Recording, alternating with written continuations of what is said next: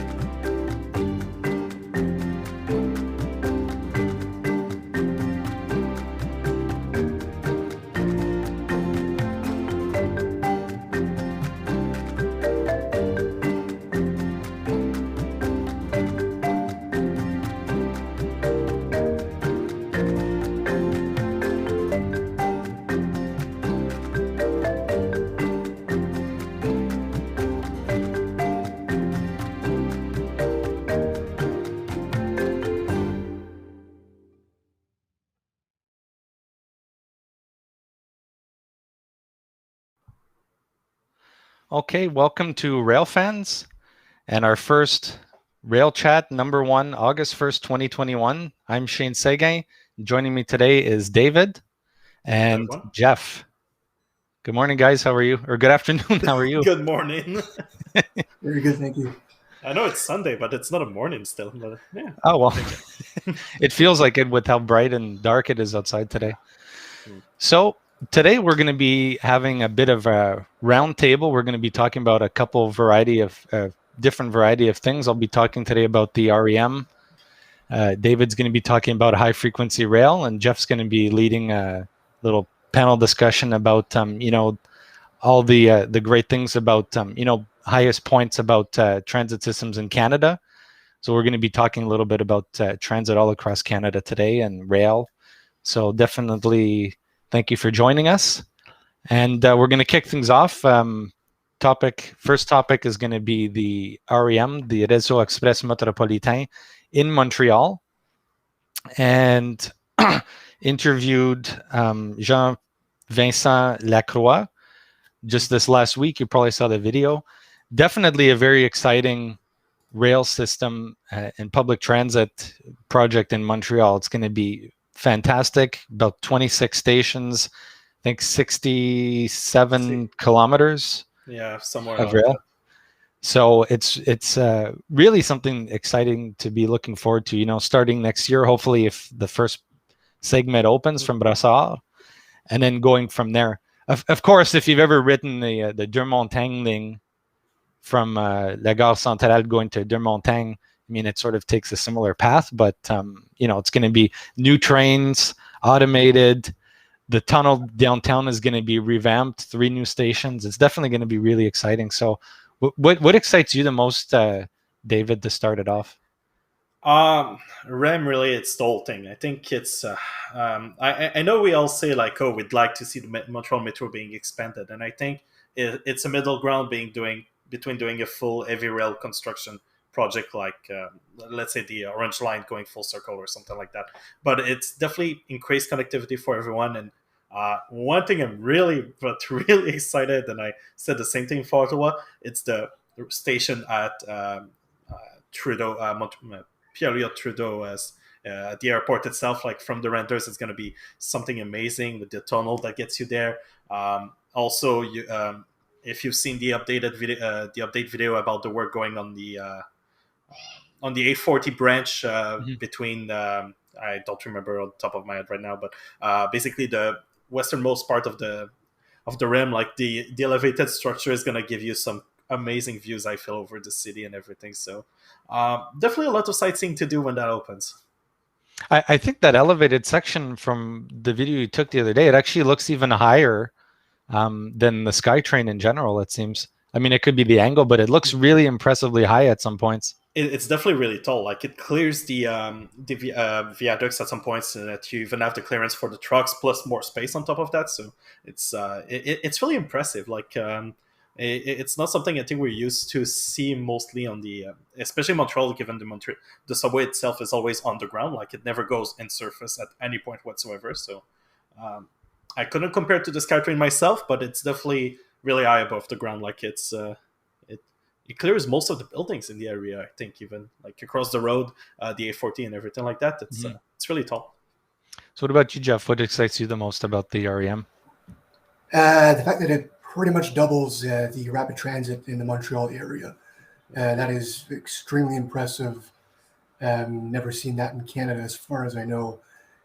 And also just having something different. The metro is completely underground because of the rubber tires, but now having something above ground and like you've spoke about earlier, the views we're going to get from the elevated structures, and serving while the Montreal Metro is very concentrated in the central area within the island.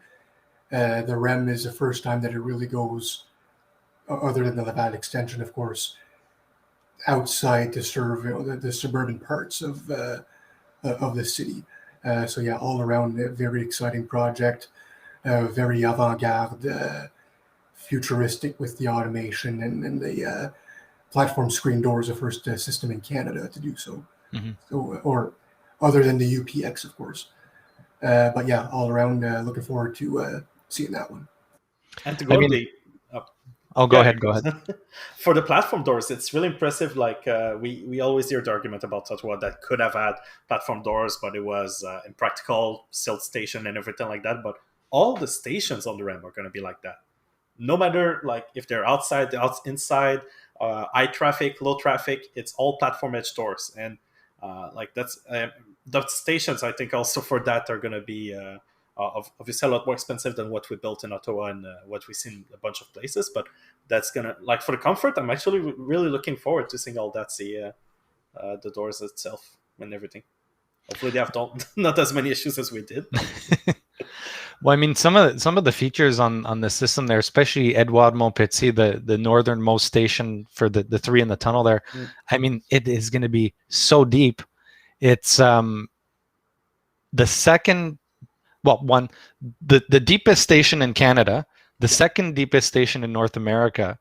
When you look at Rideau Station, that's about 26 meters below street level, and even Baie-du-Cam in Montreal, the yellow line is I think a little bit more than that. Charlevoix, one of the platforms, because they're stacked in Charlevoix, is the deepest. But this is going to be over 2.5 times deeper. I mean, this is going to be ridiculously deep. So deep that they're going to have 4 or 6 high-speed elevators to bring you from the entrance right down to the bottom, because it's that far. Apparently it's going to take 20 seconds. You're going to go down about 20 some stories. I'm eager to see that. I hope they have windows so you can see, the concrete going by nice and fast. That'll be interesting. But just to see that and to see the connection at McGill, I still don't understand where exactly how that's going to integrate with the metro. But it's in the middle of Avenue McGill College, so it's not going to totally stack on top of each other, but it's going to be interesting to see how that all connects. And the Gare Centrale, it's probably going to come up more or less where it already does. So, yeah, but definitely really interested in seeing how all that comes together. Yeah, I was looking the map for McGill. It seems to be a half hallway. That's basically because they're perpendicular one to the other, like a L-shaped hallway that's going to connect the two. But even then, like it's a bit weird to visualize, because obviously we're used to McGill being a one-way station, not an interchange of some sort. So that's it's going to be interesting to see how it goes. And what about you, Jeff? Like what stations in the REM really interest you at this point to see? Yeah, for me, mostly the underground stations, even like Gare Centrale. I am a bit curious how that will work. I've never seen the commuter rail platform before, but I have been through it using Via Rail. So, how you're pretty much seeing everything. Yeah, that's it. So how they're going to sort of close that off separate from the rest of the services is going to be interesting. But also the new Griffintown station, Bernard-Landry, Griffintown, which is using an existing elevated rail. That should be quite interesting, even with the way it's built right now, it has a bit of a European look. I think we've seen that like in Chicago as well, where they have like retail under the guideway. So I'm not sure if they're going to do that in Montreal, but it would be quite interesting and a good way to animate the area. Yeah, well, definitely a lot to look forward to on that system. I mean, just how fast it's coming up. And you see the pictures that they put out, every quarter or whatnot of the stations and the drone footage and all that. It's really progressing fast. And how we went from the point where they announced it, where we have the financing, this is what we're going to do, to now, that's not very long. It happens so quick. Yeah. Like everything happens so quick. Like sometimes you see these things and it just drags and it drags and it drags. Blue line on the metro, right? But that's a topic for another day, how that's dragging on, and we'll see whenever that happens. But just how fast it's taking place and all that, and how it's just rising so quickly, and I'm just so eager to see it. I mean, the point you made about the airport station, that's definitely going to be something of interest to see. But it's interesting too to note, because I was confused earlier on about that station. When they expanded the airport terminal and they built the Marriott above, underneath the Marriott, underneath that section, there's actually the station more or less already built, let's say. But because of the alignment of how the train's going to come in, they're not going to use it. They have to build another one. It's like that kind of totally confused me at first, because it didn't make any sense. Well, we don't have the money to build it. But what do you mean you don't have the money to build it? It's already excavated and the cavern's already there. Like, no, it's going another. Oh, very interesting development on that. It feels like a situation of, they thought about it at first, it made sense, so they just built it there as part of it. But I think once they concretized the actual route it would have to take to get to the airport, it made little to no sense, because if I recall, they would have to approach from the other side, so they would have to loop around the airport to be able to reach it. It would just it would be a lot more expensive just to use it and probably redo it. Plus you have the old I don't recall what they call it on the name for it, but they're doing a whole reinvention thing about at the airport with the parking structure that they're gonna tear apart, rebuild with a green space on top and everything. Like that's gonna be part of that anyway. They have to dig, they have to do the other things. So I guess it's I guess it made sense to do it as part of this refiguration for the airport, which is, in my opinion, quite due overall. But that's another whole topic per se. So, any final thoughts on the REM before we move on to something else? For myself, I would say it's the most exciting thing to happen in transit, at least in Canada. Over the obviously, I love the old train and everything like that. I'm not. I would be lying if I said I don't like it, but for me, at least, that's the project I'm most looking forward in the next 5-6 years horizon. Like every phase, whenever there's an opening, I'll definitely try to be there and ride the rails as soon as possible, because it's gonna be something to see. Especially the front window on the trains there, you're gonna have that SkyTrain feeling where you can just look straight out the front, unimpeded, nothing blocking you. I mean, you kind of get that a little in Ottawa with the O train, but depending on how the curtain is and there's an operator there, and it's kind of like you're staring at them. No, so it's going to be exciting.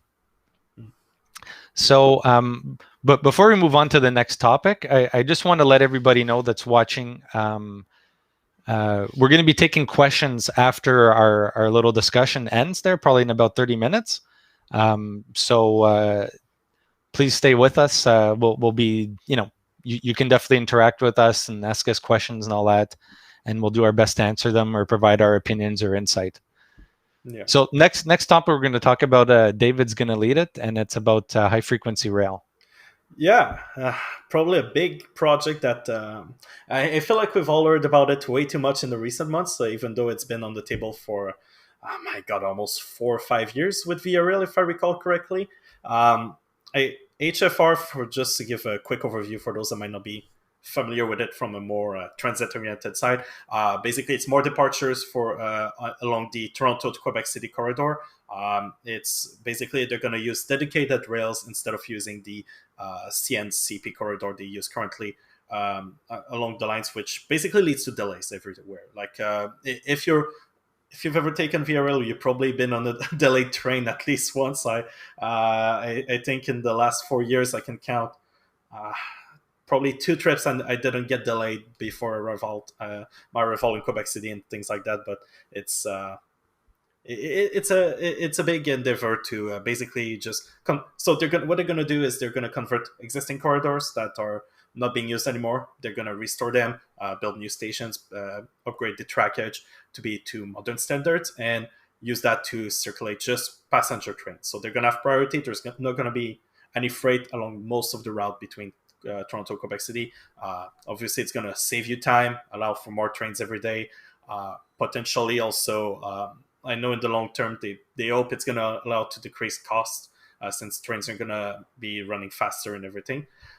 But for myself, and I think, before we go further, what do you think about the old proposal as all guys? Like, do you feel like it's a step in the right direction, or we're just wasting money there? Shane, Jeff, Jeff, you can go if you want. Yeah. So there's a saying we've been hearing a lot with the HFR on forums and all that. It's don't let perfect get in the way of the good. Yeah. And that summarizes the HFR very well. So yeah, it's not high-speed rail. It's not as good as what we might see in Europe or Japan or all that, but it's still a huge improvement over what we have now. From 177 kilometers an hour to 200 kilometers an hour. Mostly dedicated tracks, electrified for about 90% of the route. Yeah. It's going to be major improvement, both in terms of service, speed, and the environment. So we have to be happy with what we have here, and hopefully over time, they'll be able to upgrade it further to eventually have something more akin to high-speed rail. Now, of course, with the new trains, if they last, 30, 40 years, and their top speed 200. Yeah. So, so there's still a lot of questions like how it's going to get to Union Station, how it's going to get to Gare Centrale, it's going to use the same trackage, or if they'll have some sort of improvement, how it's going to get through the Mount Royal Tunnel, of course, which is now taken by the REM. I trust that the government will figure it out. And that's not always something that I can say. I'll pass it on to Shane. Well, I mean, definitely good points there. I mean, the Mount Royal Tunnel is definitely a big question mark. Obviously, if they're announcing this and they have a plan of, like a schematic of where the routing is going to be, what's going to be high frequency rail, what's going to be legacy, let's say, they must have some idea as to what can be done or what's feasible or routing and all that.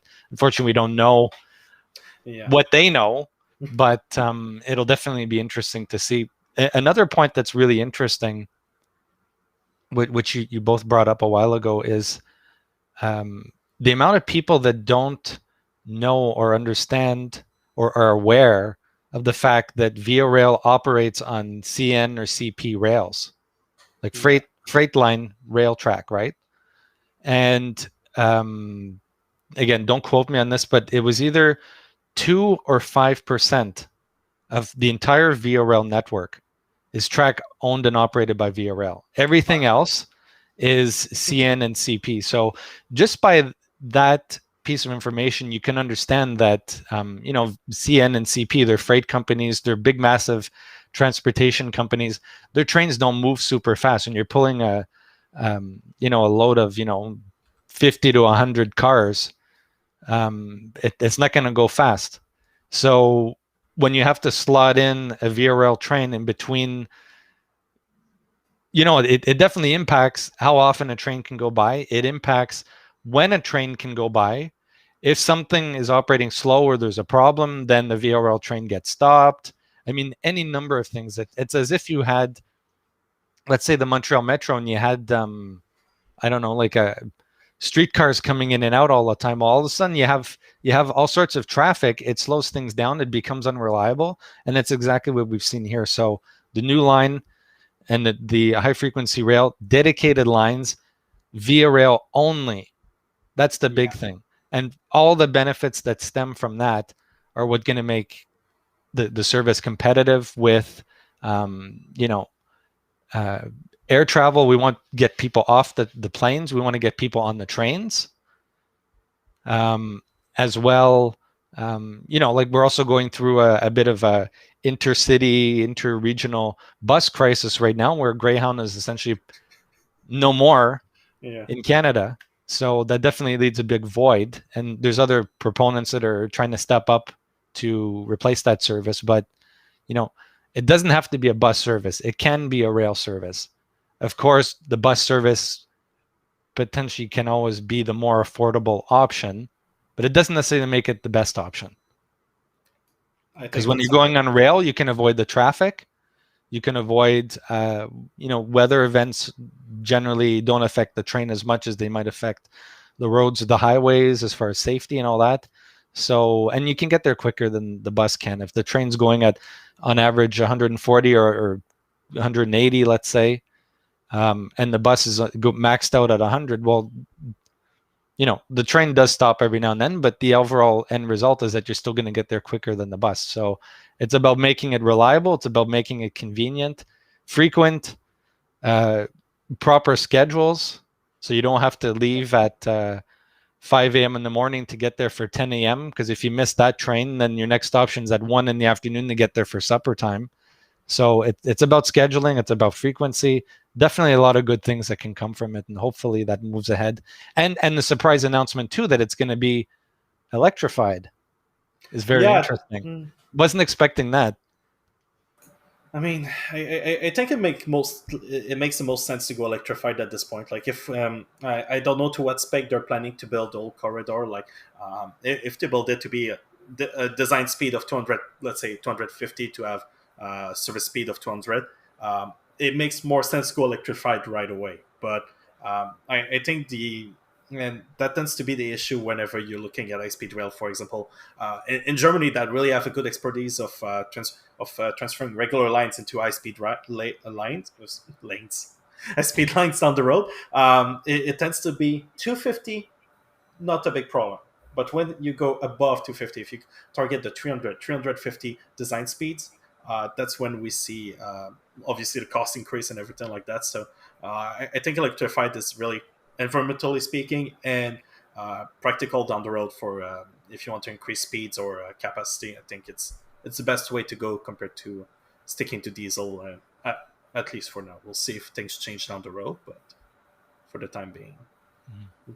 Jeff? And a point that Jeff mentioned also, like I think we can all agree it's not perfect. I think we would love to see a bit more commitment to bigger things, if we can say it this way. Like it always feels like when we do something for VRL in Canada, it's like a last recourse thing, because what we did before is either too old or not working anymore.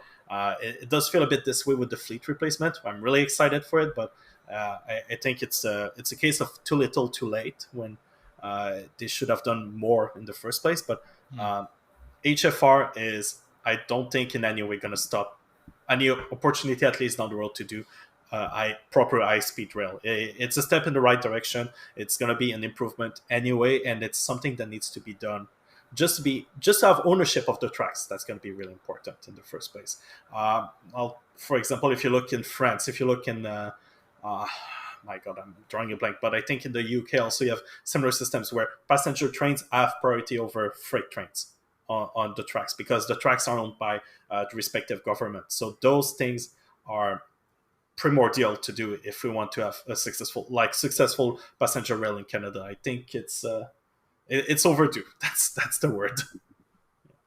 Obviously, it wasn't done before, like, because if you look at the history of VRL, like how it got formed, it's basically CN and CP that gave away their passenger service to the federal government because they wanted to discontinue it because it wasn't profitable enough. But so by that nature, obviously they didn't have the tracks themselves, like they had to rely on infrastructures of others. But I think getting that independence from CN and CP on the track side, it's going to really improve things for everyone, and hopefully allow VRL to be profitable and invest even more in future projects. I hope so, at least. Jeff? Yeah, and electrification, it was a bit of a surprise for me, pleasant surprise, of course, for me as well. But yeah, with the direction the government's going to fight climate change, it was kind of a no-brainer. If they would have stuck with diesel, it would have been a pretty bad look. For the fleet, I mean, yeah, if they eventually increase service along the St. Lawrence and Lake Ontario, they might be able to shift the new trains down there and upgrade for the high frequency rail or along the northern route. There are options if they extend it to southern Ontario, eventually to like Winnipeg and beyond. If they do anything for in Alberta, they might be able to shift that new fleet over there to buy something quicker for the Quebec-Windsor corridor. But yeah, we'll see. So I saw a question, just skipping ahead here, from Chris Drew. So, they made an announcement recently as well about Peterborough, so Smith Falls and Toronto and all that. So what are your thoughts on that, Jeff, about, that prospect and that possibility? Yeah, so it's a great idea. I mean, right now, having two different corridors will definitely help with ridership. If given people different options, again, having the sort of the slower milk route along St. Lawrence and Ontario, the Lake Ontario, while having that higher frequency rail for Peterborough, Smith Falls, Toronto. That's should be interesting to see how the ridership will be divided between the two lines. David? Pretty much the same. Like, I think it's probably going to be disappointing for I think people in Kingston and along the St. Lawrence River for not getting those kind of improvements. But I think with the position like in Smith Fall and Peterborough, like it's I don't see it as being too difficult to potentially include connections between the more I guess, like you said, legacy system and the new lines. We kind of see the same thing with the I'm probably drawing a probably going to mix up things, but the Ottawa bypass they're doing from Montreal, that's going to also use dedicated trackage. That thing was, I think, a big surprise for a bunch of people when we saw more definitive plans per se. At first, I think we were all expecting the train to do Montreal, Ottawa, Toronto, but now there's actually going to be a way to do Montreal to Toronto without bypassing Ottawa itself. So that is going to be also something to look into. But Peterborough, I think it was overdue to have service over there. Like again, it should have been done sooner, but it's better now than never. I think that's the point for most of the proposals. And on the other end, Trois-Rivières getting rail service, that's going to be probably really interesting for people between Quebec and Montreal, or vice versa. If people in Trois-Rivières, if they want to go to Montreal or Quebec for a weekend trip or something like that, that's going to allow people to not have to use the car. And that's all, in my opinion, that's all positives. Like if you get more people to do trips under 4 hours by train, it's always positive. That's I think that's the bar we can set for things. I mean, the situation with the train as opposed to the plane, right? Like the comparison there is, it can be a lot smoother, the experience to get on the vehicle, the train, rather than the plane, because the security and that kind of position may change over time as things develop and the world changes into a potentially more security threatened place as far as how things go, right? But currently, the train is a smoother experience. You can show up at the station, sometimes 5-10 minutes before the train's scheduled to depart. And let's say it's at Ottawa, you're not going to have much of a problem getting on the train, slipping in and all that. Things can go pretty smoothly. Don't even try that at an airport. You could spend 10, 15, 20 minutes arguing with the agent at the counter just to try and get your boarding pass, but let alone then going to security, getting your bags checked. Oh, my bag didn't make. I mean, there's no reason for any of that to happen on a train. I remember reading somewhere, I don't know if it was actually aligned with Via Rail, it's the more civil way to travel. Oh yeah. I don't recall where that one comes from, but somewhere I've there. read it a few times. Yeah, it's yeah. But yeah, like it can be true that statement, because you can show up at a more leisurely pace to the the terminal. You can leave. There's no. I mean, I love flying, but I don't love the turbulence. And the train can be a lot smoother, right? It's smooth, it's fast. You can walk around. If it's a longer trip, you have like a dining or a restaurant car. You can sleep in it. I mean, it's an experience all of itself, right? And to bring that to more people, again, the convenience, the scheduling, the pricing, which can be sometimes more reasonable and affordable than taking a plane. And when you look at it at the end of the day, if the flight from Ottawa to Toronto can be 45, 50 minutes, but how much time do you spend in the terminal getting ready to leave? How much time do you spend in the terminal once you get there waiting for your bag to float around onto 5 different belts? No, we lost it. Oh, here it is. Like all that kind of charade, right? So when you factor all that in, and then you look at how long it takes to get to Toronto from Via Rail, you leave practically downtown in Ottawa or close to it. You arrive downtown in Toronto at Union Station. The airport isn't anywhere near there. So when you factor everything together, it can be the same, if not quicker. It's smoother. You don't have to worry about lightning. You don't have to worry about de-icing. Oh, we're next in line. Oh, there's a delay. With high frequency rail, it's going to be very reliable.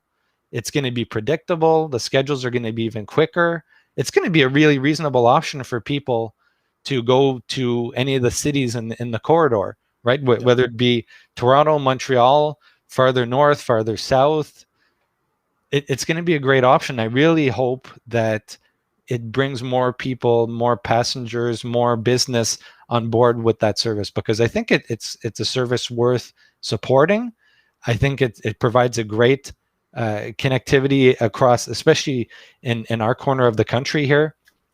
So I definitely want to see that succeed. I hope it's done properly, and there's every reason to believe that it will be. But time will tell, and hopefully the plans and the questions that we have and others have about certain technicalities, how is it going to be routed through here, how is it going to get there, are going to be addressed in short order, so that it gives us more reassurance and more confidence in what is being pushed forward. And just to add on to that, like none of those the questions people have, and like especially if you go on the forums or if you just go abroad, like people that are more used to take the train, they are not deal breakers. If the routing for Gare Centrale or Union Station is not a full speed corridor like the rest of the line, it's still going to be huge improvements, like you say, in reliability and travel time and frequency. The whole project is a net positive regardless of how it's implemented. It cannot be worse. That's the standard I'm going to put. But like I don't know for both of you, like I love taking Via Rail. Like if it's always my first option. If I go to Toronto, if I need to go to Quebec City, Montreal, I'll always check Via Rail first, and then if I need to fall back on the airlines, or if I need to fall back on the car, like it's always a disappointment for me not to be able to take, for example, a night train. Like the whole idea of a night train in Canada is something we don't see anymore. It's I think they tried in 2004 to bring it back, and never happened. So HFR for that, more departures, especially if you need to do the whole line. For example, if you need to connect Ottawa to Quebec City, it's a single train you take, but it's 3 departures a day. So that means that the latest you can leave is 3 p.m. And you, even if you leave at 3 p.m., right now I think you arrive around 9:30 or almost 10 p.m. It's a 6-hour ride to get to Quebec City. With HFR, like even if you shave an hour of that and you add another departure at 4 p.m., it's beneficial for everyone because you can connect in Montreal. You can connect anywhere else along the network, and it's going to be a huge improvement. Any final thoughts, Jeff, on HFR? Yeah, just really looking forward to seeing shovels in the ground and, knowing for sure that it's actually happening. Because even now, after all these years, it's a little bit hard to believe. But, staying positive on this one, and hopefully it's coming soon. I really hope it's not election bait. Like we've seen it before. Like VRL is. I wish the government was funding it more aggressively. Like there's no reason you should like. I like airlines. I like planes. I'm not a difficult guy. I like all those things. But why don't they fund VRL more aggressive? More like give them more money. Let them do something. You've seen Amtrak in the States what they're able to do with their budget. Like they have a bigger budget in comparison per GDP compared to what we have in Canada. And even then, like just that would be an improvement. And please fund it. Like don't just tell us, oh, 600 million for this budget cycle. 600 million is not building HFR. We're looking, I think the last estimates were something around 5 to 6 billion or something in those ballparks. And even then, that's without discussing the whole question of what you do in Montreal. Is it a new tunnel? Do you stay on the current tracks? It's all those questions. How do you connect from the Montreal, from the island to the North Shore? But we need like genuine interest, like not just election bait or commitments to, oh yes, we'll do it someday, because it's not a someday can wait. It's we need to do it now. Mm-hmm. Well, especially with the pullout of Greyhound there, it's the perfect opportunity. I mean, unfortunately, even if they get the shovels in the ground now, it's not going to be operational in the next couple of years. But, we can't wait on this anymore. We have to take advantage of this. It can be electrified. Can we say the same about planes in the next 15, 20 years? I don't think so. So it's definitely green.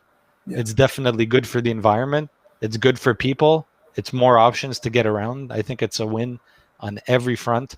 And they really need to push it forward. And they have to stop with the ridiculous, we're going to put more money for studies or budget 2022, another, we're investing $1 billion this time for more studies. Enough with the studies. Let's build the thing. Let's get it done.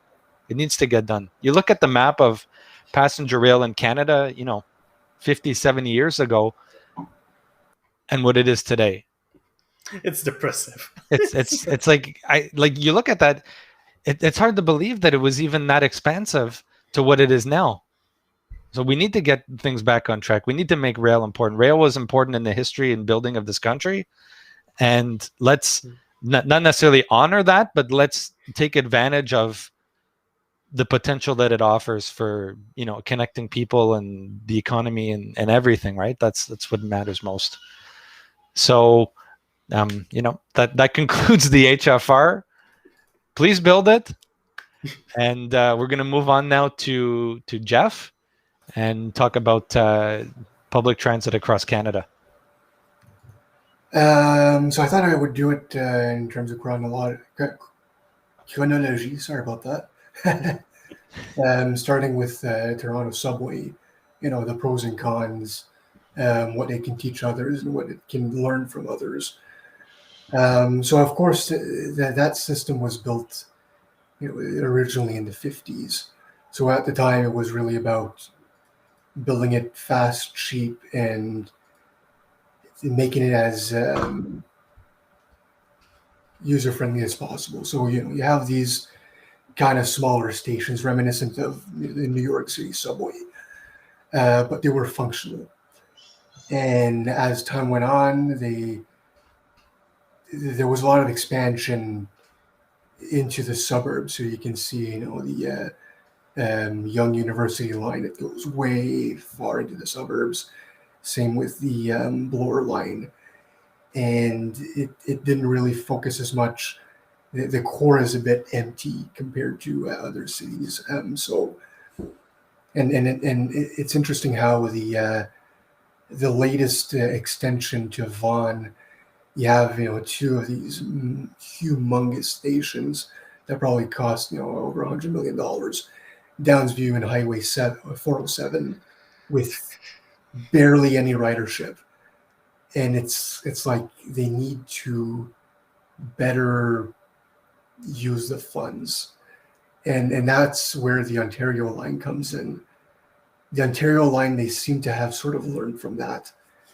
It's underground where it needs to be underground, but they're going elevated or using existing tracks in some places to better use what's there and to better use the budget. And same with the platforms, they're shorter, but now it's going to be automated trains, which the capacity is not. We're not giving up capacity for the cost because the trains can come more often. But in general, like the Toronto subway, it's definitely not a bad system. No. The bus connections are amazing. The connections, the path network downtown connecting all the subway stations. They've done a lot of upgrades over the years at Union Station to try and improve what needed to be improved. And again, like the Ontario line, it's going to eventually, after years of talking about the downtown relief line, finally it might happen that we're going to relieve that Young University line. So yeah, there's a lot to like about the TTC, but there are a lot of improvements to be done. Same with like accessibility. Of course, you can't really fault them. Back in the 50s, they didn't really think about that. Same with the 60s. But they are now working hard on improving that today. But there's still a long way off. So for the Toronto subway, I'll pass it on to Shane for his comments. Yeah, well, you definitely made some good comments. The Ontario line is definitely going to be an important component. And we're also seeing the rapid expansion as well farther north with the Crosstown or the Eglinton LRT and the Finch West, which is going to be using the same trains as Ottawa's O train, incidentally. But I've never had a problem with that system. It really does move a lot of people. There's a lot of center platform stations, so it's definitely easy to access whatever direction, or if you need to switch or whatnot. So there was a lot of thought put into that. Accessibility is definitely improving. We see the maps constantly being updated, that there's more stations coming online with elevators and all that. Obviously some, like in any city, are more difficult to retrofit than others. So, there'll be a bit of a time lag for some locations, but it's good that they're moving forward with that.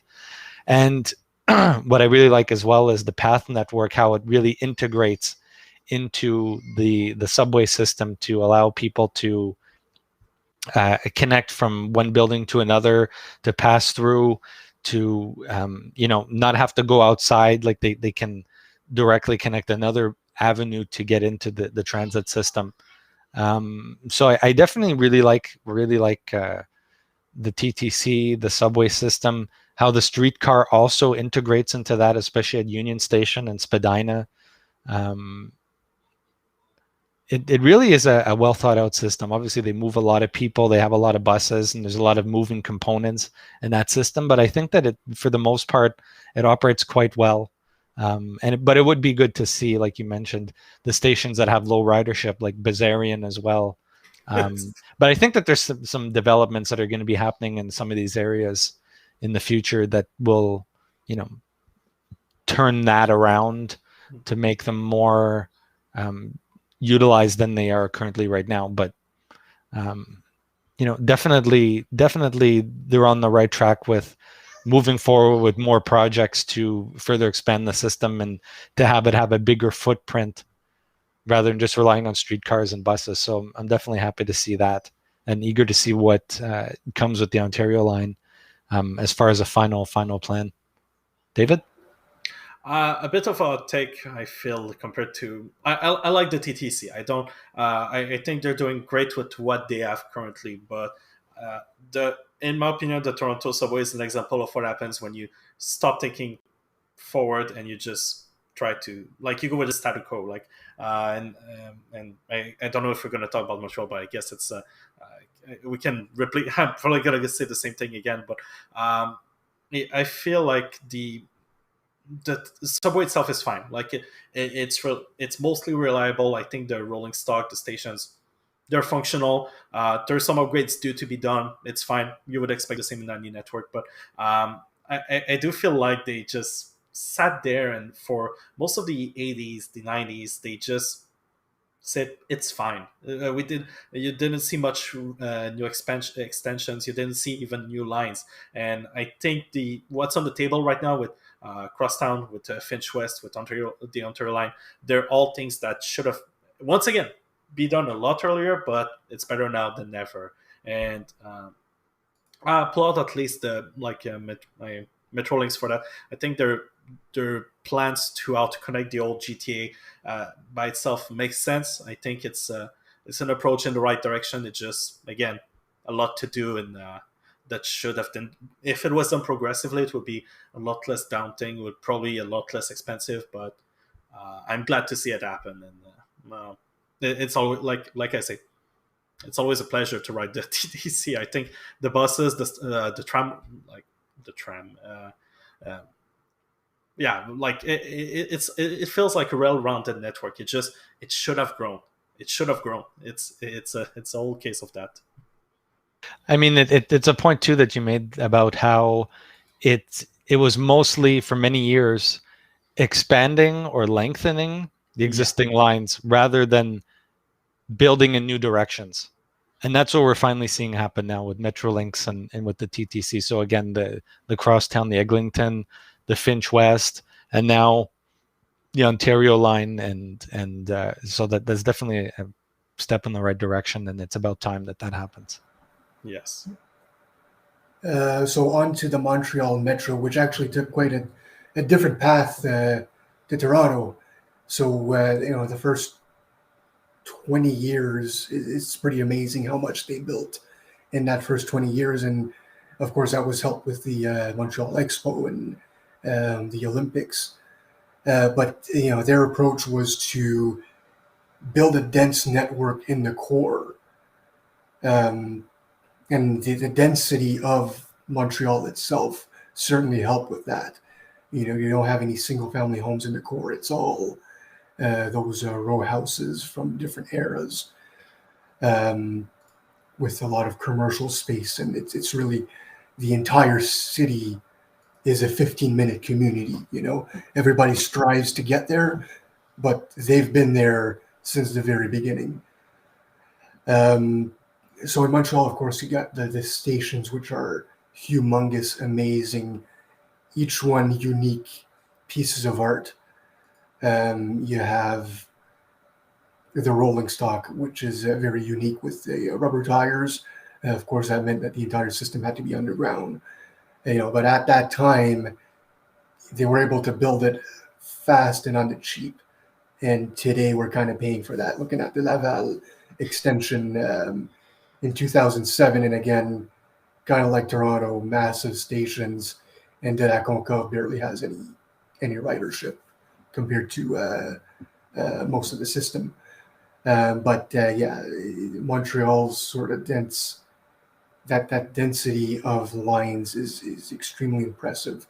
And today with the REM, they're sort of fixing what was missing by building a more suburban system to complement the downtown system. One of the big shortcomings with Montreal is, again, like Toronto, accessibility. But I think they've been a bit slower to sort of catch up. Again, you can kind of understand in the 60s, maybe the 70s. But in the 80s, with the Blue Line, it is kind of strange that they didn't build elevators at that time. I mean, Ottawa was building the Transitway at the same time as the Blue Line, and we had elevators in all of our stations. Yeah. Single elevators, it broke down constantly, but at least we had an elevator. Generally, I mean, Montreal to me is the epitome of what a world-class subway system really is. David? Pretty much the same. I don't think I have much else to add. Like it's world class. It's an amazing system. I've said it before with Shane on our chat previously, but the Azure rolling stock, I want more of it. Like I never get tired of being on board those trains or seeing them come in and out. It's a beautiful network, lot of personality in the stations. Some arguably weird choices in some places, like you say, for accessibility or extensions, but I think the REM is gonna alleviate a lot of those issues. I think we're gonna I hope it's gonna be part of a renaissance in interest for actually expanding the metro. We see the proposal for the pink line that's been at times tramway, LRT, metro. It's I wish there was more commitment. I wish there was a lot more commitment in Montreal, but for what we have right now in Montreal, like you say, it's well balanced. It's focused on bringing the communities closer together. It's not trying to just overreach anywhere, and for that, I think it was a more balanced approach to just the two lonely lines in Toronto, if we can say it this way. Well, I definitely echo a lot of the points you made. I mean, Montreal, 4 lines. Incidentally, there's no line 3 because that was supposed to be the De Montaigne, the one that goes underneath the Mount Royal. They reserved that number to never be used again. But we're seeing that more now realized with the REM making that connectivity a reality. But like both of you have said, the connectivity, the location of the stations, the footprint that it has. I mean, every time we go to Montreal, whether we drive or we take the train in there, I don't think I've been on a bus more than a handful of times in 10 years, because you can really honestly get to where any destination of interest, whether it's Old Montreal, whether it's the Plateau, whether it's Outremont. I mean, any of these places that you want to go to, you can get there with the metro. It's never far away, and just the location of the stations and the size of the stations and how the stations look. Again, paying mention to the fact that each station was designed by a different architect, so they're all vastly different. They all have like a similar theme to them, with the the wayfinding and certain design elements, but they're so vastly different, and when you look at a station like Berry-UQAM, 3 lines coming through there. I talk about that station a lot, but I mean, I don't think there's any other station in Canada that's as big as that. I mean, that station is massive. Like, to think that all of that is underground. If you go in from the entrance near the Université de Québec de Montréal, just across from the Parc Émilie Gamelin. Yeah, it's the standalone entrance. You go down from there and you go to the yellow line. 5-7 minutes just to walk all the way down there. I mean, it's unfathomable how big this place is, and that just excites me so much. Like, how much is going on in there? 3 lines. There's probably about 50 escalators in there. They're putting in elevators. I have no idea how they're going to connect the yellow line, because it's practically 2 blocks away from the entrance by the time you get down there. But there'll probably be a 6 elevator trip just to get down to those platforms if they ever figure that out. But as well, like Toronto, they're working really hard on making the stations accessible, which is good to see. And just the variety and the uniqueness of the stations, Beaudry having the moving sidewalk because the entrance is located right, a block. Like a full city block away where the platforms and the concourse are. So there's a moving sidewalk to get all the way over there. And it's just a phenomenal system. And the busking and the retail in there. I mean, you look at Lionel Gru, they have a coffee shop on one level, Quickie on the other level. McGill Station has the Pizza McGill or Sunshine. Pizza Soleil, or I don't remember what it is. There's a Tim Hortons in there. There's even what I find interesting, a Scotiabank branch and its address, like you search it on Scotiabank with like branch locator, Metro McGill. Like, I mean, it's really neat. It's just the amount of variety and the way it's all built and how it's developed over the years. It really is an underground city, unlike anything else you can see in this country. And I just love that system. And the trains, like you mentioned, I'm particular about the old legacy trains, the MR73, when they do the fanfare for the common man, when they start up and start moving. The three tones there, although it's more like 5 or 6, but you don't hear them. Just all and the wooden brake shoes and the peanut oil on them. I mean, so many interesting things about it. They really make it stand out and shine. So very happy with Montreal, and hopefully we'll see a blue line extension and more extensions in the future. Hopefully see the orange line loop at some point. So we'll see what time will tell what will happen there, but definitely a bright future, hopefully ahead. Yeah, for sure.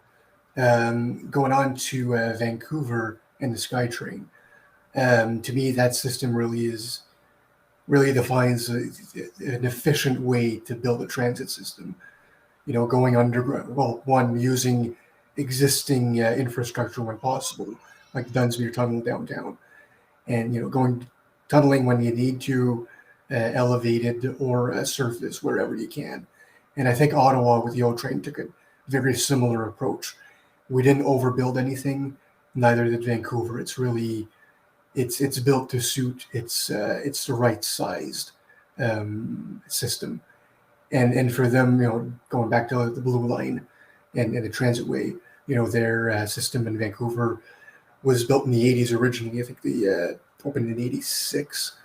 And they also had an elevator in each station, except for Granville. They weren't able to put in an elevator at that time. But there is one now that was built in, I think, the earlier mid-2000s. But Vancouver, and again, kind of like it's with the REM, it's fully automated, and doing that in the 80s was above and beyond what anybody else was doing at the time. For the most part, it was really futuristic. It was really looking beyond the basics. Just such an impressive system, and the expansions over the years. Other than like Calgary, I think it's probably the system that has consistently been expanded over the time, never really stopping. So yeah, very, very quite impressive to this day. So with that, I'll pass it on to Shane. Yeah, Vancouver SkyTrain is definitely an interesting system, like the expansions that have taken place over the years, but the fact that it's all fully automated, and something that it launched, I think, in the 80s, and to see that now being utilized even more now with the REM and with other systems as we go is definitely very interesting, as it's definitely proven itself to be effective, reliable, provide a good throughput and capacity. So what's interesting with the SkyTrain, a lot of it being elevated, is very interesting. The linear induction motors that make it move is definitely very interesting to see. That sort of started off in Toronto with the Scarborough RT. So to see that evolve and expand further is definitely worth mentioning. And as well, like the Canada line that was made possible because of the Olympics. Now we're seeing the Millennium line get extended farther west towards like the Broadway extension. So that's definitely an important attribute to the SkyTrain success, that it's continuing to expand in all directions, little by little.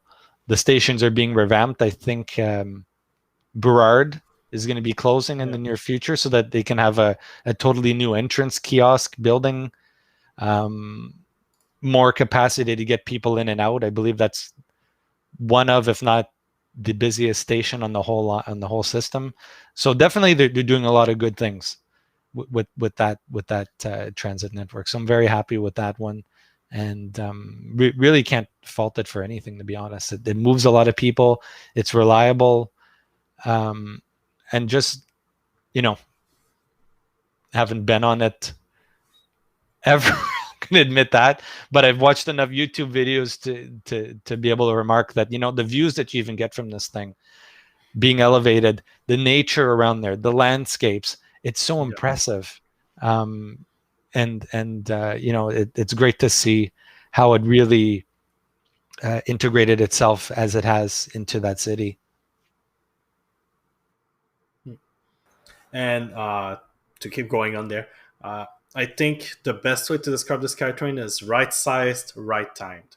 They really took the best with the Universal Exposition in the I think 86, because it's around the same time as like what it was built for that in the first place, but with the Expo line. But the SkyTrain I've never been on personally. It's definitely a bucket list network, if I can put it this way. Like whenever I have the chance to be in Vancouver, I'll definitely be checking it all. But it's really one of those networks that feels like, why don't they just do it like that? It's one of those copy-paste approach to designing a network that could work in so many cities with even smaller or similar populations. You never stop moving forward. You build, you think about it, you build the right way, you build the right size, and you get it done. And for that, I think not enough people quote Vancouver, I feel like, as an example. I think a lot of people are still sticking to the fact that, it should have been a proper subway, like use a more subway-like infrastructure. But I think it's proven time and time again that the SkyTrain, by its design, by the way it works, I think you don't need the technology of a metro. You have a system that's perfectly fine, that's doing its job and always investing more money into expanding it. I think I'm drawing a blank on the name on the extension. I think it's the Langley extension of the Canada Line, if I recall. Anyway, like I'm thinking the more recent extensions with the new stations, fully accessible, built in ticket machines everywhere. It's really easy from a user standpoint. It's not the hard system to navigate. What more can you ask for? It gets you where you need to go. It's frequent. It works great. A beautiful system. Yeah, for sure. And to build on Shane's point, they're always improving it. He was talking about the stations that are being renovated constantly, and they're never satisfied. They always continue to make it better each year. So that's for sure amazing. Yeah, so Nixon in the chat, Langley explosion of the Expo line. Okay, there we go. That's the one I was looking for. But and Broadway subway extension of the Millennium line.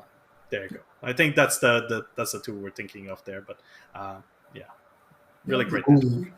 The only kind of negative that a lot of people seem to express is that the Canada line might be underbuilt.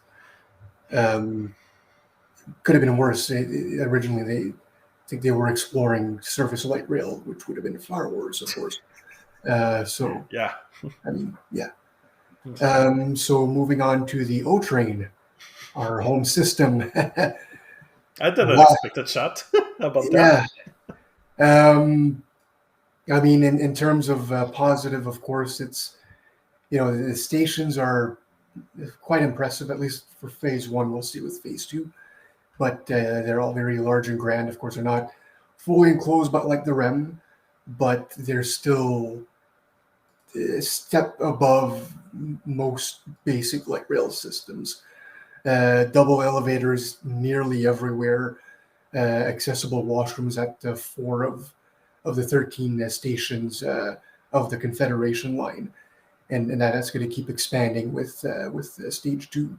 I think they're adding 4 or 5 washrooms. I'm sure off the top of my head. Yeah, I think 5. And stations plus Lincoln Field, and I don't recall on the line 2, but I think that's around 5. Yeah, well, line 2 is just going to be, well, 2 with Bayview and that last station, is it Leitrim, or I always get confused with Linebank. Linebank. Leitrim and Linebank, I always get confused. Airport already has the bathrooms anyway, so it's Yeah, that's it. In terms of negatives, of course, having low floor for a metro was, I mean, I know why they did that.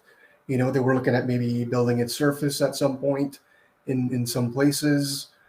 It's also easier, you know, you can take steeper grades, tighter curves, but overall, for passenger flow, especially during rush hour, was not necessarily the best choice. Also, you know, the maintenance, sometimes you can see that it's a bit lacking in certain stations. You know, overuse of salt, that kind of stuff. But if someone from OC listens, seriously, put less salt.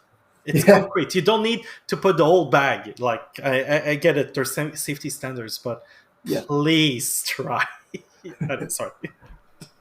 And for the Trillium line, you know, again, it's a great line. It gets you where you want to go, but the 12-minute frequency, because of the single tracking, you know, I wish they would have invested in double tracking instead of doubling the platform lengths. You know, the three trains to get to the airport. It's a bit dubious, but I mean, overall, it's a good system. At least the Confederation line, Trillium line, it gets the job done, but it's a bit lacking. But it's still, we're going to get an very impressive expansion with stage 2 coming online. We're going to have, you know, 62 kilometers of rail and 41 stations by 2025. When we started with 5 stations over 8 kilometers, you know, just 3 years ago, that's what we had. So, yeah, we're in a good place. Pass it on to David. Keep building on that. Great extensions. Like I think I think the word I'm looking for is value engineered. I feel like we've seen a lot of value optimization done on the network, and it's fine. It does the trick. Like I love it. I love it anyway. Like I'm not a difficult guy. I live right next to Blair Station, and it's always a joy being able to take the train, go downtown. 10-15 minutes tops. I'm at Rideau, I'm at Parliament. I can then walk or take the bus and reach my last mile, just like do the last mile if I need to. But again, it's the low floor, I think, is from a technology standpoint, it's the weird choice about the network. Like if it was built with high floor, it would have worked perfectly. Like it's fine. It's just why did they feel the need to put so many seats? Why did they build it with the mindset that it would be a tramway when at the time it was almost already certain they would never do a tramway extension to it that would be fully separated after the VRL crossing incident with the double deckers earlier on. So again, it's not bad. It just I wish there was a bit more, you know, like a bit more magic to it. It feels like the first stage one that has a soul. It has. The stations are beautiful. They have the lighting and everything. Like I love how they look at night and everything like that. But I feel like stage 2 we're just getting the value version of like stage 1 light. There you go. But to go again with what you were saying, Jeff, about the maintenance in the stations, it needs a lot of love. Like the Lion Station with the paint peeling off, Rideau with the salt streaks or the groundwater intake. The smell at Rideau, by the way, is still there. It's been almost 2 years at this point. Oh yeah, it's still there. Like that, it's the kind of things that it could be so great, but it's all those small details that are probably turning off some people from actually enjoying the train. But again, I look at what we had before, like I never knew the full transit way. Like I wasn't living in Ottawa at the time. I haven't experienced like the transit way along Saint Laurent Tremblay and everything like that all the way to Campus Station. But One thing is sure, it was overdue for the capacity. Like, we needed it. And just a few more seconds about line 2 itself. Once again, I think it was overdue. I wish they did more again. Double track all the way. Like, I think I really hope they do it by the next refresh cycle. Hopefully, like I don't know if it's something they could do as part of stage 3, like include double tracking and how much it would affect the service on the line currently. I guess they would have to do some closures, but if they can keep it going and potentially add the double tracking along most of the way, it would be a step in a good direction down the road. But it's fine. I like it. It's not a network that left me stranded. I think that's the bar to clear in my mind. Like, it's functional. The stations are accessible. There's a lot of light. It's a comfortable ride when you get on the train. Like, not much else to say, I think. How about you, Shane? Well, I definitely like it. I mean, never really had any problems with it. I mean, I know that a lot of people have varying opinions based on how things went in the original months, but it's come a long way since then. Points that would have been nice to have seen done differently. Again, line 2 double tracked, or at the very least, double track everything except the Rideau River Bridge near Carleton and the Dow's Lake Tunnel, because you could probably still shuttle them through, and you just have like they jockey for the next position, and they go through. Then like it can be. There's ways around that, right? Yeah. And that's just a scheduling thing. But I would have liked to have seen that. The station maintenance, that's not necessarily OC Transpo's fault. That's Rideau Transit Maintenance, the RTG arm that's responsible for maintenance. That's more in their purview. But yeah, like the salt thing, I mean, I even tweeted about that this past winter, because I mean, there was some pictures there where it was just never seen so much salt thrown in one spot. I mean, you have concrete and you have metal, and you have like 5 bags of salt thrown in a 2 square foot spot. I mean, that's just, you're asking for trouble at that point. I mean, do we want this to deteriorate quickly, or do we want this to last? That's clearly not the way you make it last. So hopefully things improve on that front.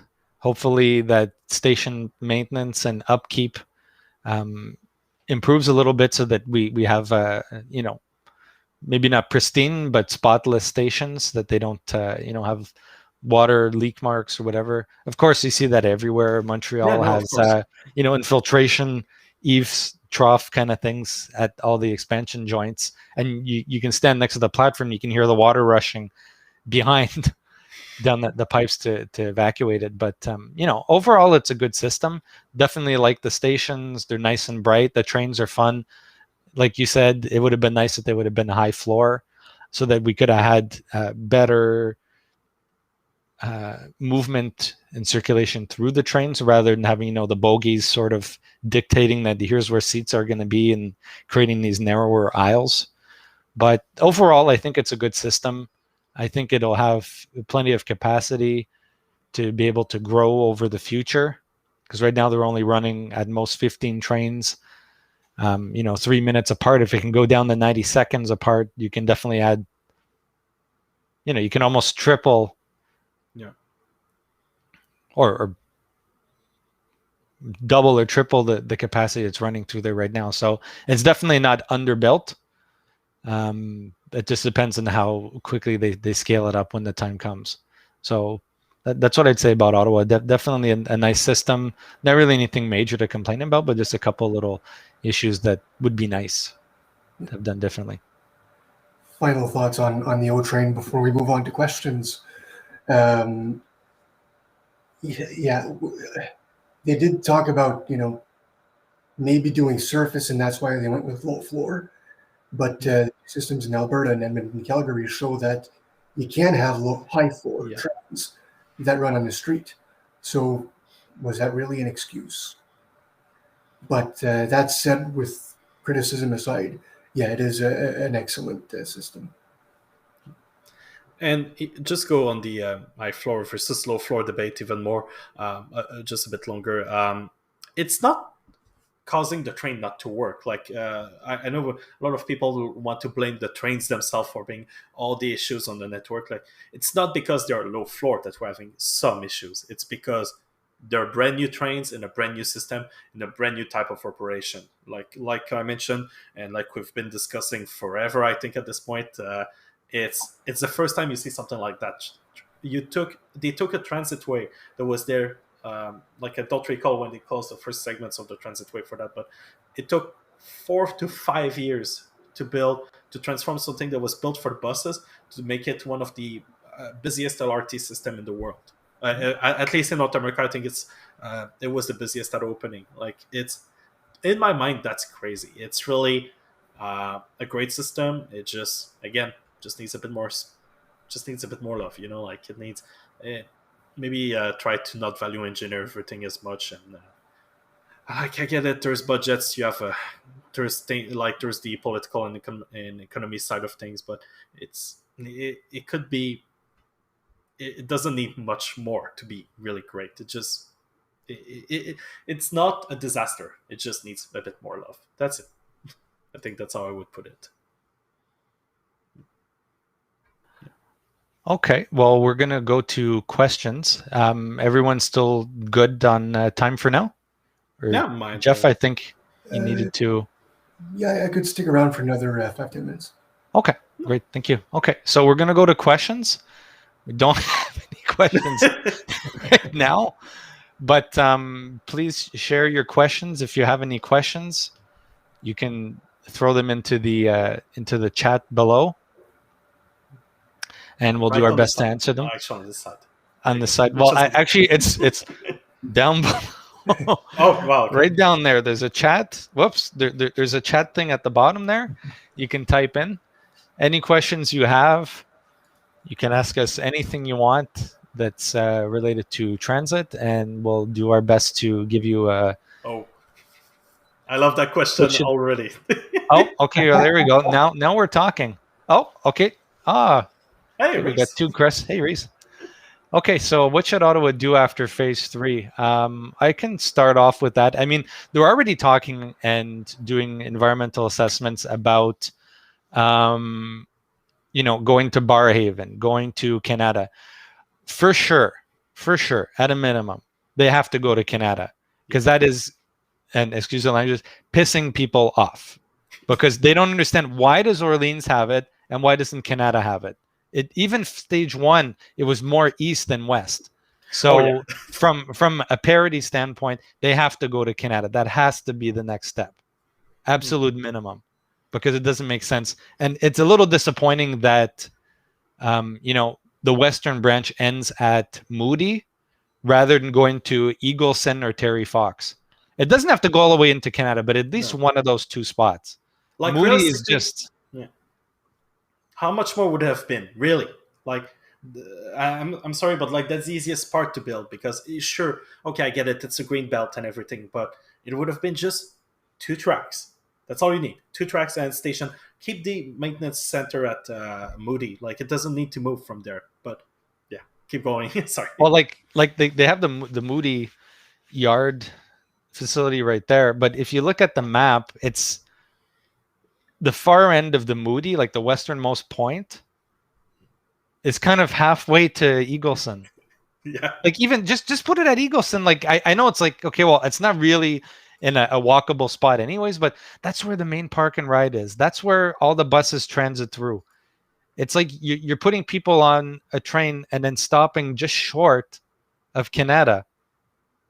It's just too bad, but at least phase 3, it should go to Canada. Barrhaven would be nice, because then you'd have sort of like a U shape going down to the south. I don't think that's totally... depending on the routing, how far it goes down there, I'm sort of up for debate on.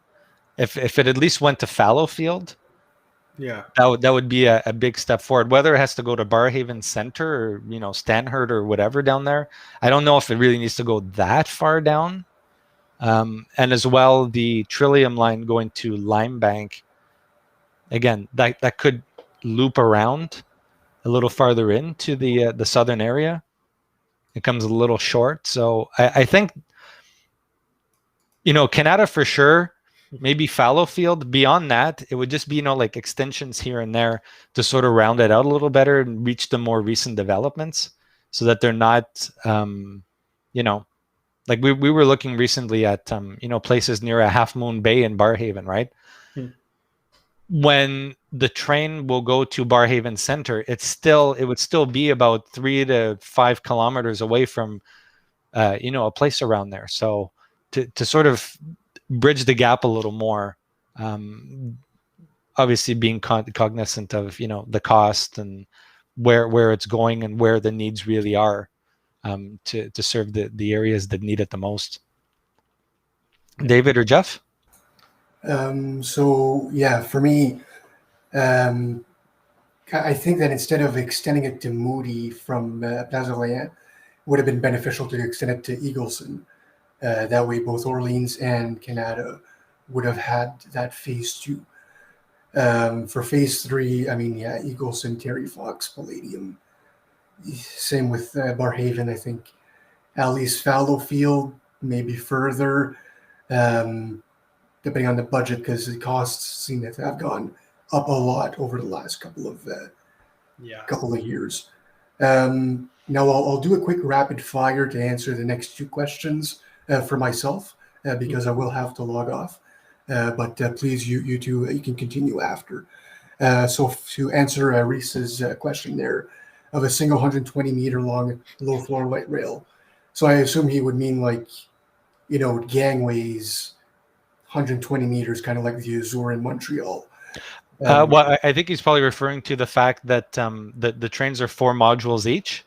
Yeah. And the possibility of going to 5 to make it the 120. Oh yeah, so adding in the extra module in between. That's already fine. So I think they could do that. No, because 120 you need 2 5-module trains. I think. Yeah. Sorry, that's what I meant. Yeah. But I think he meant like a single continuous vehicle, like I think Crossrail kind of thing, Oh, single. Yeah. Yeah, like the Azure rocket. Oh yeah, yeah. Sorry about that. Okay, I misunderstood there. Yeah, I'm hoping that over the next 20 years they'll be able to figure out how to do that. Because I mean, you look at regular subway trains; they never had that before. Mm-hmm. For 100 years, it used to be individual cars, and now they figured out how to do one long train. With again, the examples of the Azure and the rocket in Montreal. So yeah, I'm hoping that they can eventually figure that one out. We're going to have to ask for some sort of a custom design once we need new trains in 20, 30 years. Moving on. So again, that's just me answering all the questions before I got to leave. Metro Elfrin, the money for Millennium, UBC, and Expo Line. I'm very happy to see the Vancouver SkyTrain expanding further and the study for UBC. I think UBC really needs it. Looking forward to seeing that built. I'm a bit disappointed it wasn't built in the first place. For Langley, I'm sometimes critical with expanding to the suburbs, but after they canceled the light rail plan, and again with how the SkyTrain is built, usually in a very efficient way by having it elevated with shorter stations. I'm very happy to see that approved as well. And then again, the federal government has been, probably because of the election, of course, but they've been giving a lot of money to a lot of transit systems, which is excellent. Yeah, the Green Line, Calgary, Edmonton, I think the Valley Line extension and the Capital Line extension. The Ontario Line, a couple other, Hamilton, all that. So, I'm sure stage 3 for Ottawa will come, but I expect it's going to be like 2023, 2024, just before stage 2 is completed. So with that, I'm going to log off. Thank you very much for having me participate, and to everyone, have a good evening. Thanks again, Jeff, and we'll talk again soon. Thank you. Bye. All right. So back to the questions at this point. So coming to Reese's question. Yeah, I'm just Yeah, I didn't Okay. talk about the phase 3, but just a quick. It's gonna be real quick. Bank Street Metro. No, but seriously, after phase 3, I think we would be interesting to see maybe some more tram network style lines. So like on street, or I think we've seen it mentioned for Carling a few times. Montreal Road. Opportunities like that do exist for sure. It's just, again, funding, and a will by the city to do it, which seems to be Mhm. sometimes difficult to find. But anyway, yeah, let's talk that hypothetical 120 meters train. Yeah. Well, I'll echo what you said there. The Montreal Road, some sort of service there. I Yes. don't think it would be maybe necessarily a tunneled service or a full-on O-train thing, but a streetcar or something, or a tramway. Like even like what Gatineau's proposing to do, right? Some something like that would be interesting, because Yeah, people in Vanier aren't satisfied that they've been left out. they So we always are definitely, left out. Yeah. yeah.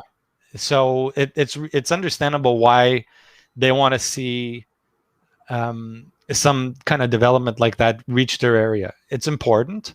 There is I don't know how to put it, but like lower income communities around there. And so this kind of system is important to be around there so that they have access to quick, reliable transit, right? It's not like it's just important. It's something that should be done at some point. That's a long, old community, and something should be done to address that. It's been long enough, and I think it needs to be addressed. It should have been studied a long time ago. Like, it should have been on the table at the same time as the studies for Bar-Even and Canada, in my opinion. Now about the hypothetical one train 120 meters, I don't see that not happening at some point. I mean, the length of the train really right now, I think, is dictated by the technology, the physical constraints, as far as the train being able to, be one continuous length like that as well. The decision in the past that was made that the train would cross streets, like a streetcar. Yeah, on That like at the street level. Yeah, like that decision made sense back then. It doesn't make sense now, because that's not what we have now. We have a grade separated, fully, protected right of way for the train. It doesn't interact with any traffic. It doesn't interact with anything. yeah. Nothing. Why the technology choice that was made back when got carried over to this? Once the decision was made that it's going to be grade separated and it's never going to cross any road, that should have been revisited and changed. Yeah, because then we probably would have seen a continuous train that was 100 meters or 120 meters or whatnot. You look at Montreal, the Azure, that's 150 meters in length. So clearly it can be done. Obviously, the low floor thing has an effect on it, though. Yeah. Sorry, I had someone peeking in the doors there. No. There's no reason why they cannot do a 120 meters train.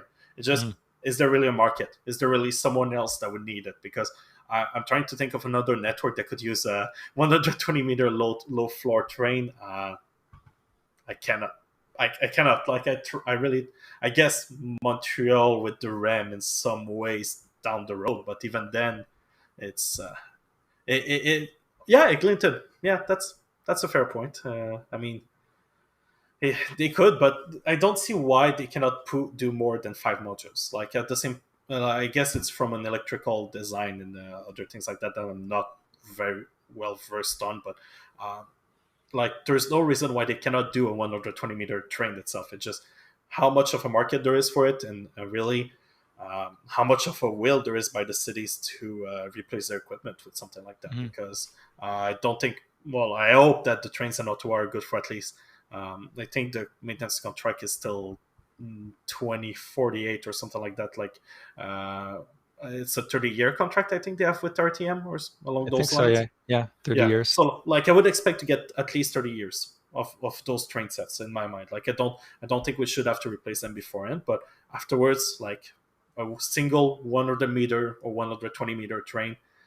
That would add a bit more capacity for sure, because we'd lose the middle cars are pretty much pointless. Like the 8 units car that we're basically using, losing the middle cabs for other things. But I guess it's doable. It just, is there really a market for it? I think that's the big question for me. And I think the other point too is that they bought 5 or 4 module trains. They're coupled together to make 8. Yeah. They've already mentioned that when capacity is required, we can run them as frequent as every 90 seconds. So I would see them doing more trains on the line at the same time to have a higher frequency to move more people. And when time comes, we can also add an additional module in between to make it 5 and 5. So if they're talking like that, I don't know.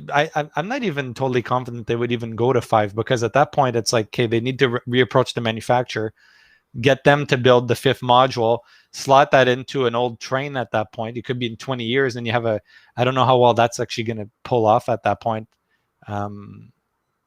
But like you said, if the trains last 30 years, maybe once the trains need to be replaced, they might do something like that. Yeah.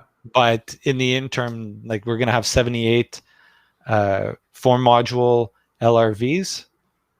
So it's not something that we're going to see anytime soon. I would see them buying more of the same before they ever do something like that. I mean, it remains to be seen, but I'm not totally convinced that we would go with a single train. They'd probably just continue with the status quo as long as they could, or stretch out the train, or just run more trains and switch to rolling stock entirely.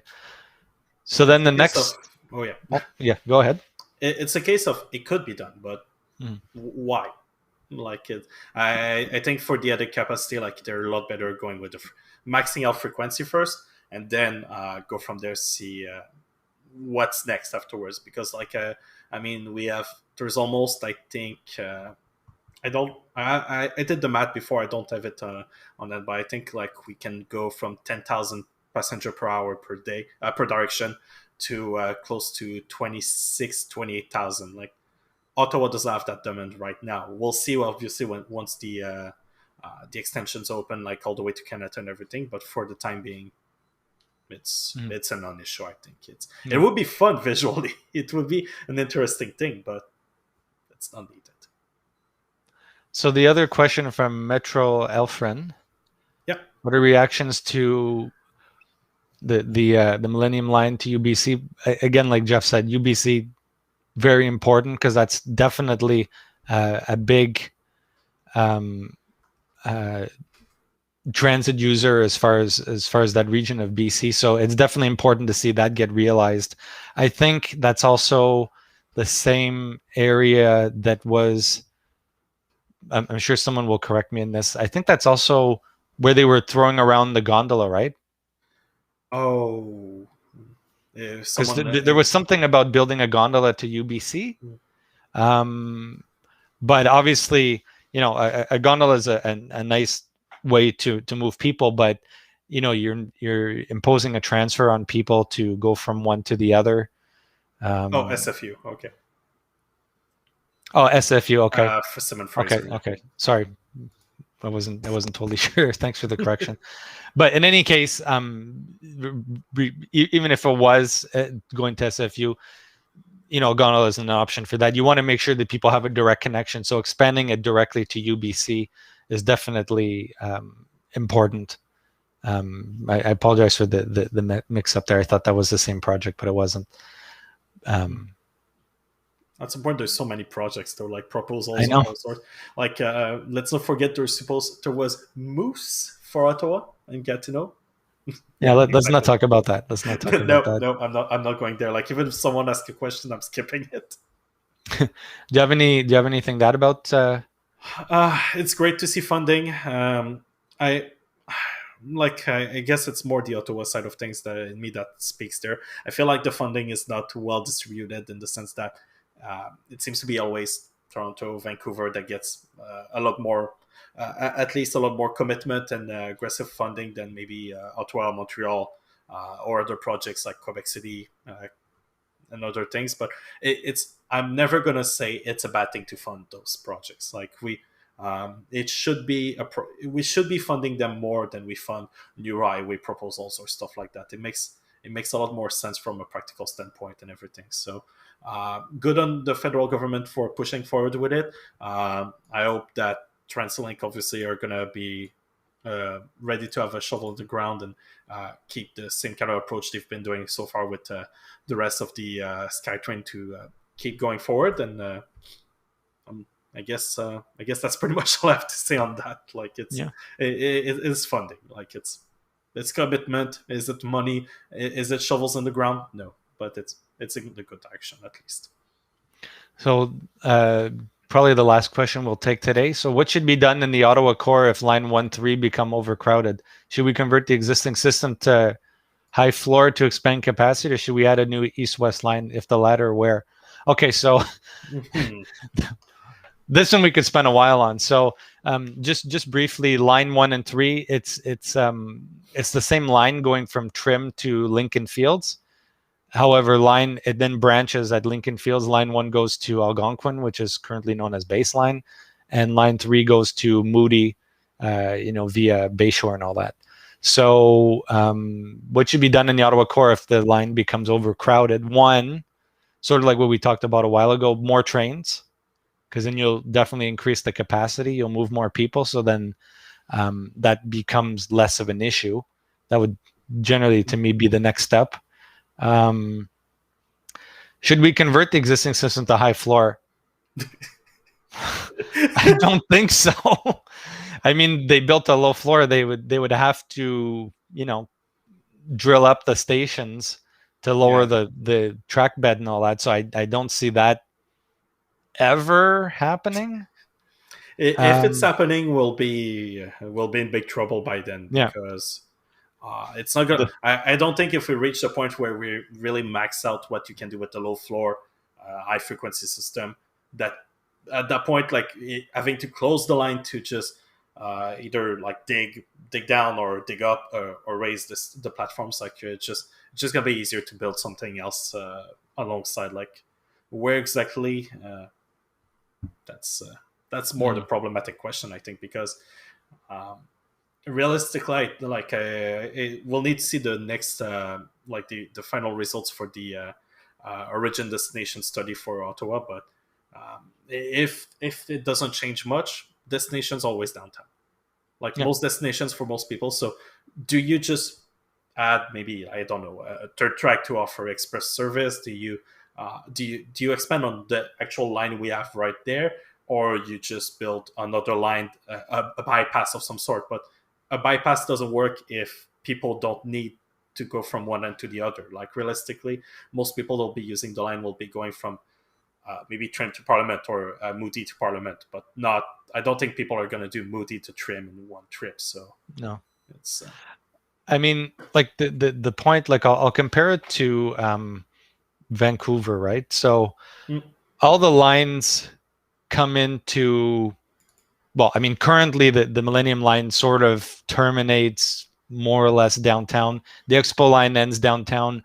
The Canada Line ends downtown.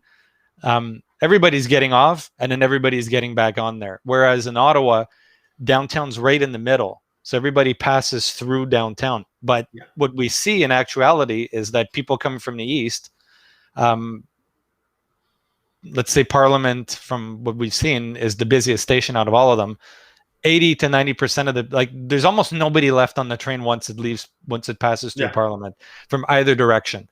There's a lot of people that get off at Line, but it's nothing like Rideau, but it's nothing like Parliament. So to me, honestly, more trains to increase the frequency. If we were to put another east-west line, I don't know where that would even make sense. I wouldn't go farther south than Laurier, because the main downtown business core district, let's say, beyond Laurier, you have maybe one, maybe 2 blocks. Yeah.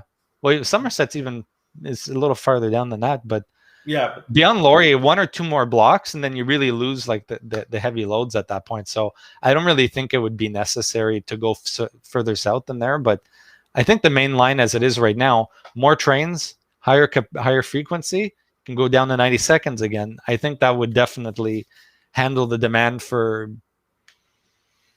20, 30 years based on the rate that the city's growing. Yeah. I don't think it's really, at risk.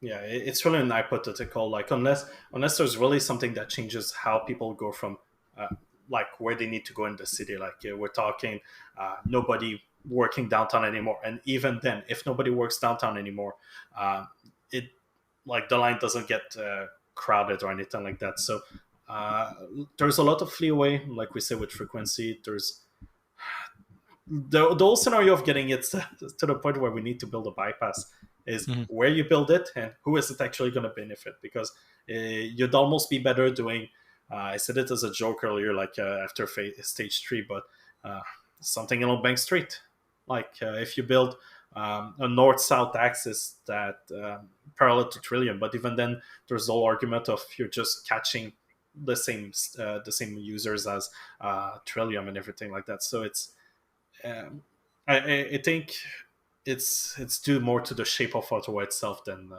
like the shape of the city and how people travel, where they need to go, than anything else, really.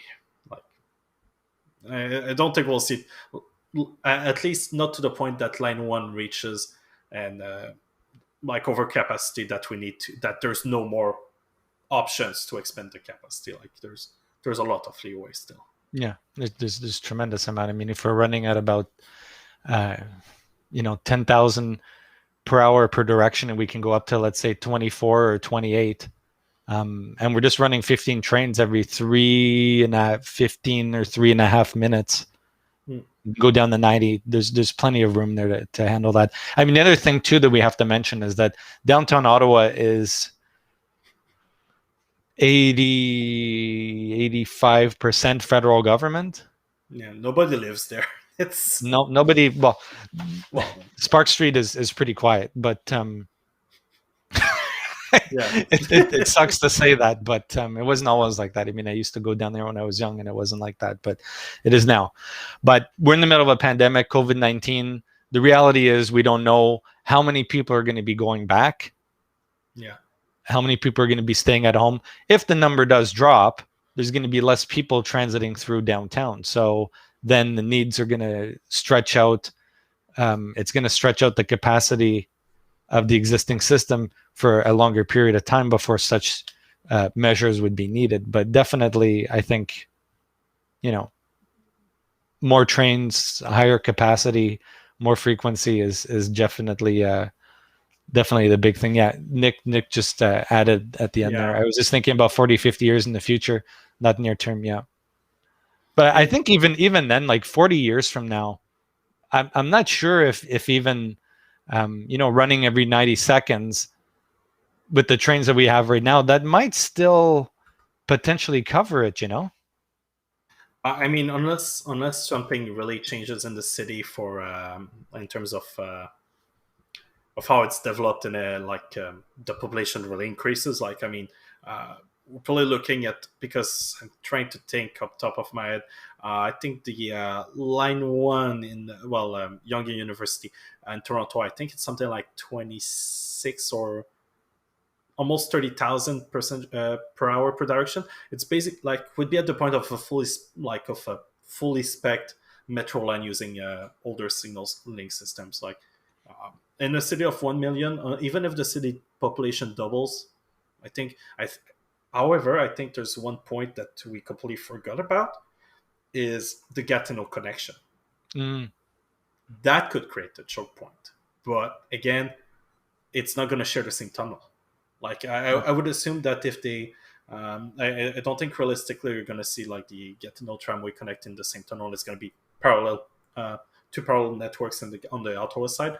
If they go with the tunneled option, that could lead to maybe a bigger choke point. But even then, like, how much of the people working in Gatineau need to go all the way to one or the other end of the line? Like, it's realistically, I don't think, like, given the radial system in Ottawa, like the way it's built, it's not as likely to choke, like to have a choke point like a network like in Toronto, where you have basically two branches of each. I'm trying like two branches of each line that with people going further down to reach Union and Financial District and everything like that. Like it's it just I think the nature of the city and how it's planned, how it's built. That's.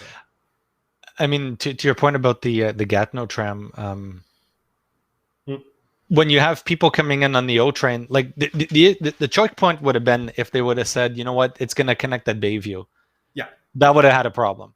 And it makes sense at this point because then you have people getting on at Bayview, going Pimisi, then Line and Parliament. So that section right there would understandably start getting really saturated at that point. That would not have been sustainable for a long term without having to have some kind of relief. So their own line coming in and then connecting to the stations, that's not going to create an issue. What I said earlier about how, from observation, 80% or 90% of the people get off at Parliament, right? If a Gatineau commuter comes in and then wants to get on that train to go to destinations outside of the core, the train's already, it's already 80, 90% empty. So it's not really an issue. I mean, that's the beauty of how the city is laid out, right? And where Gatineau connects in. So in the morning, they're going to be getting on almost empty. I mean, they'll be fighting people getting off the train to get on the train, but that'll really be it, right? Aside from that little momentary point of interaction, that's going to be it. And then the same at night, they're going to be coming back on the train, getting off as the crowd is getting on to leave the core. So I don't think it's really going to be an issue for, I think we might be fine for 40, 50 years. And especially if they put more trains, it's going to be fine. Yeah. Obviously, don't save that clip and use it in 40, 50 years to say, oh, how wrong people were in the 2020s. Like it's... Google will probably be out of business. It'll probably be bought out by something. By some holographic billionaire or something. Yeah. But seriously, like I don't, like you say, I don't think we're at the point. Like planning 40, 50 years in front is not realistic, really, because if we build cities for 40, 50 years in front, Ottawa would just be highways everywhere. Mm-hmm. I like there's no point in overbuilding right away. I think the SkyTrain approach is pretty much good. Like build the right size for now with room to expand. Like sometimes you might undershoot, sometimes you might overshoot, but at least it makes sense to go this way. Yeah. I feel. And there was even talk a while back about a beltway or like you remember, like to bypass the 417 to go around the city. Still really no real advancement on that. So I mean, we're going to be fine for a while. So I think that about wraps it up for the questions. I think this is a good point to end for our first RailChat live stream. So thanks again. Thanks again to Jeff, who left a while ago. Thank you, David, for joining us today. Pleasure as always. And once again, please be sure to subscribe. There's a subscribe button at the bottom. Click the bell to make sure that it's down here somewhere. I think it's over there. Yeah, I think it's David, if you can point on the other, just down over there. Yeah, I think it's there. and then the bell's more in the middle. Oh, there, I guess. There you go. Okay. So thanks again for watching, and be sure to catch us next time. Have a great weekend, and we'll see you all again soon. Thanks for joining us.